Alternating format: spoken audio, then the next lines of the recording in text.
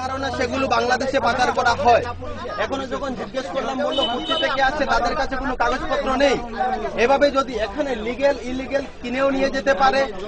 আমরা জানি মহাদেবের নামে অনেক গরু সার ছাড়া হয়, এগুলিও তারা চুরি করে নিয়ে যায়, আমাদের বাড়ি থেকে চুরি হয়।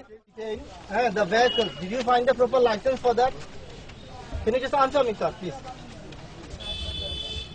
Vehicle license? Yeah. Did you found the proper vehicle license yesterday when you detained the car? They have been, one PR was taken. We have taken action against. No, my question is that see, have you found the proper vehicle license? When we found that properly those animals were not transported, we have taken action as per the law, as per Animal Cruelty Act, and whatever is their procedure, 100% procedure has been taken.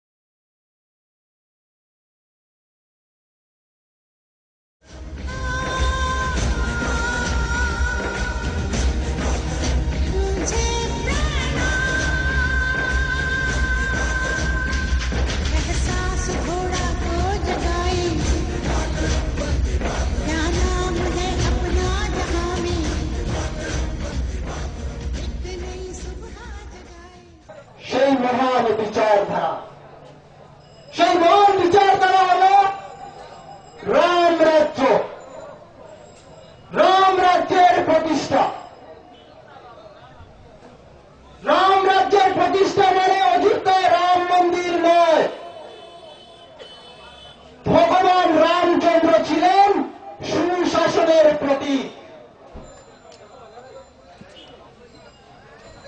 পিতার আদেশ পালন করে ভগবান রামচন্দ্র যখন সিংহাসনের মুহূর্তে, আমরা জানি পারস্পরিক ভ্রাতৃত্ববোধ, ভাইয়ের প্রতি ভাইয়ের ভালোবাসা, সে হল আজকের রাম রাজ্য।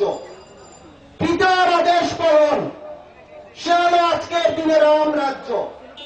ন্যায় বিচার, জনগণের প্রতি দায়বদ্ধতা, সে হল রাম রাজ্য। জনগণকে খুশি করে, জনগণের সুখ দুঃখে সাথী হয়ে সিংহাসনে প্রতিষ্ঠিত থাকা, এই হল ভগবান রামচন্দ্রের শিক্ষা আমাদের বৃহত্তম হিন্দু সমাজের প্রতি।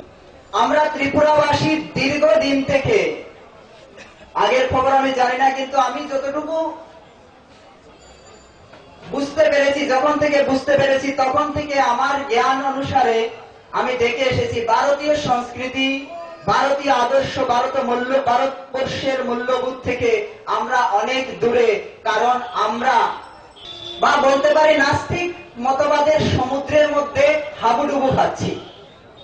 গোমাতা, যেভাবে আমার আগের বক্তা বলে গেলেন যে সর্বদেবময়ী গোমাতা আর গোময়ী বসতে লক্ষ্মী, ওনাদেরকে দিয়েও থাকেন।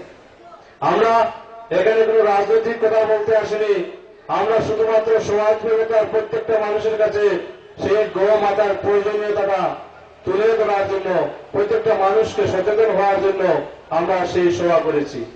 ভারত মাতা কি